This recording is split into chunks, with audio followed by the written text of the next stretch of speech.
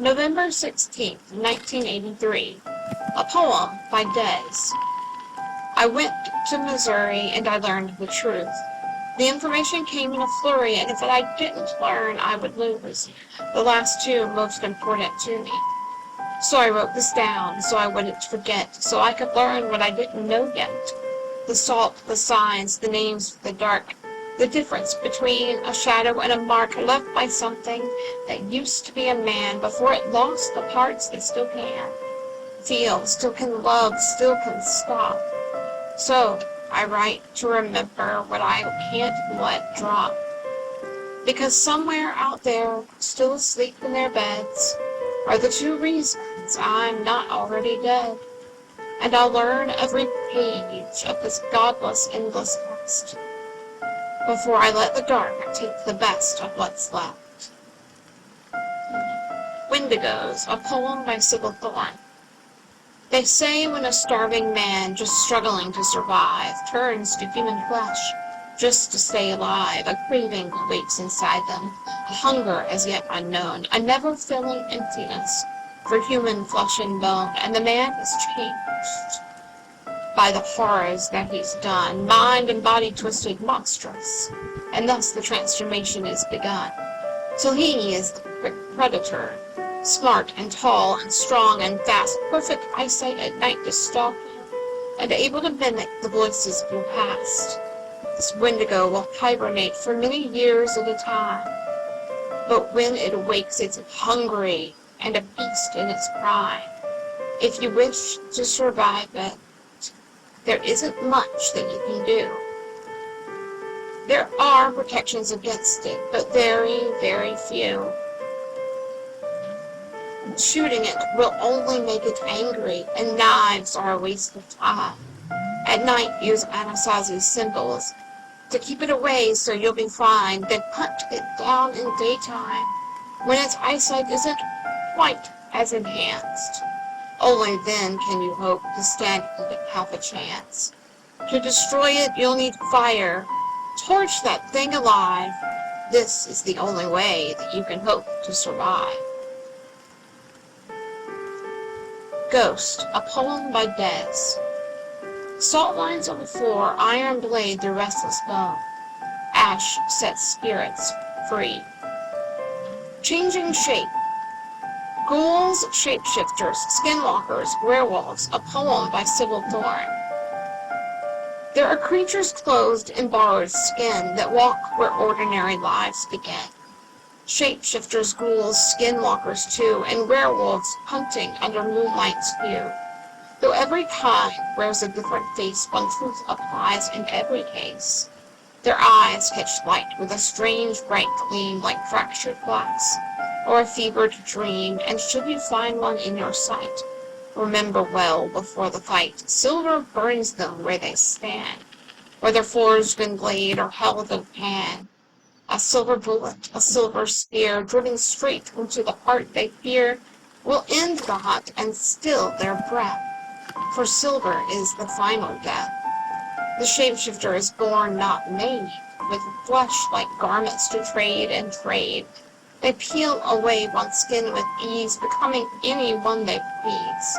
Some live quiet, honest lives, keeping peace where goodness thrives. Others wear a stolen face to hide their sins without a trace. The ghoul is born to a haunted line, where death and hunger intertwine. They walk as humans when they choose. A perfect mask they rarely lose. Their homes lie where the graveyards sleep, among the silent buried deep. For flesh they eat becomes their own, by dead men's bodies they are grown. The skinwalker enters life as man, yet shifts to beast whene'er it can. A fox, a raven, wolf, or cat, perhaps the faithful house pet at that. Some mean no harm, seek only peace, their hidden burden never released. Yet others stalk with darker aims, behind familiar fur and names. The werewolf walks another road, and bears a far more savage load. Some are born beneath the first, but many suffer something worse. A bite, a wound, a blood-stained night can doom a soul to endless fright.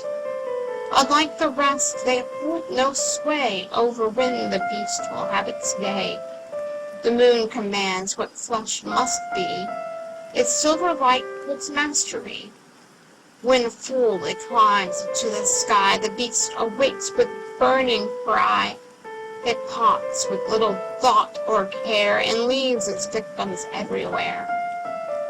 When morning breaks, the curse is sealed. Their shattered memories are concealed. They wake with blood they can't explain and carry only guilt and pain. Their hunger turns to human hearts when moonlit madness finally starts. Yet by the sun they seem the same. No monstrous shape, no beastly frame, save one strange weakness they conceal. Their flesh recoils from silver's field. These ancient bloodlines all descend from one first beast where they began. Each race can trace its cursed birth to an alpha walking earth, forged by Eve, the mother dread, who raised these horrors from the dead. The first of every monstrous breed was born to spread her darkest seed. Beware the alpha most of all, for lesser monsters heed its call. The oldest blood, the greatest might, the first to rule, the last to fight. Should one arise before your eyes, pray wisdom win, where courage dies. Vampire, a poem by Sybil Thorn. By day it hides from morning's light, yet wakes if hunger calls by night. Its needle fangs slide sharp and bare, while heightened senses scent the air. Born from tainted vampire blood, it feeds upon life's crimson flood. Dead men's blood will make it weak, Palo Santo wood makes it shriek. But if you wish to end the fiend, one final stroke must fall well cleaned. Sever head from flesh and bone, and send its soul where monsters roam. Beware of the blood within its veins, one single sip begins the chains. You'll rise a vampire pale and grim, your human hope grows cold and dim. But drink of living human blood, and seal your fate with crimson flood. The cure is lost from that first deed, forever bound by that dark deed. Witches and Curses, a poem by Des. Borrowed power, black eyes flicker in candlelight, a name whispered thrice at night. The bargain struck, the old blood paid, power drawn from a nameless trade. Hex bags burned beneath the floor, tangled hair and a rusted nail. The victim wastes no visible wound, while the witch's hand stirs the trail. Salt won't hold for magic fees, iron films where expert lies. Only fire, or the witch's own blood, can loosen what the binding ties. Find the source, break what you can find. Some curses linger, some stay behind. Leviathan, a poem by Des and Sybil Thorn. From primordial muck, hungered for the world, God's first creation vanished to purgatory beyond his control. Too hungry to contain, got locked away in purgatory because they can't follow rules. Behead them to buy yourself time. Drown them in borax to solve your problems.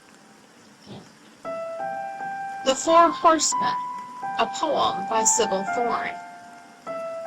The end is nigh, so they say, creeping closer day by day. Cross horizons they rise and ride, pulling with them a crimson tide of pain and suffering and hopeless hearts. The gang is all here to play their parts. War to monger, she feeds the flame. Pestilence to pollute, to sicken, to strain. Famine to starve, till the world is frail. And death to end it with the final coffin nail. God and Darkness, a poem by Des. The author of reality never got a degree on how to write. But when he said, "Let there be light," we were misled, thinking even with his might, the plot would hold, the arcs would land, the ending told would feel unplanned and yet complete. Instead, we got a rough draft heartbeat, a God who wrote himself the hero of every chapter and left the rest of us to guess the after. But darkness knew him before the light did. His sister saw what he'd been hiding, not a god, just Chuck, a boy who once picked up a pen out of pure luck and never learned to end a story without erasing half its glory. Angels, a poem by Des. Grace burns bright in vessel's skin, wings that scorch what eyes can't hold. Soldiers cast in heaven's door, older than the world is old. They speak in thunder, walk as men, carry orders none can bend, and some forget the ones they save, while others break to call one friend. Demons, a poem by Sybil Thorn. Black smoke with a wicked plan dives inside the body of a human. Black eyes possess the meat suit to sow the most evil fruit. A crossroads summoning ritual, a bargain to forfeit your soul. Red eyes will offer up the kiss, a demon in your faith is sealed. Fires, mutilations, storms, the demonic signs, follow them and you will surely find. Greater demons with different eyes, yellow eyes or white, don't fall for their lies. The devil's trap holds them in place. Holy water burns their face. They flinch at the name of God or Christ. Salt and iron also burn with ice. To send them back down to their home, read the Latin exorcism from a tome, or stab them with a demonic knife. But if instead you wish to end their life, the first blade will do if you're willing to bear the cost, or an angel blade to smite with the power of the heavenly host, or shoot with specialty bullets from a one-of-a-kind Colt, or find their earthly remains and burn them with salt.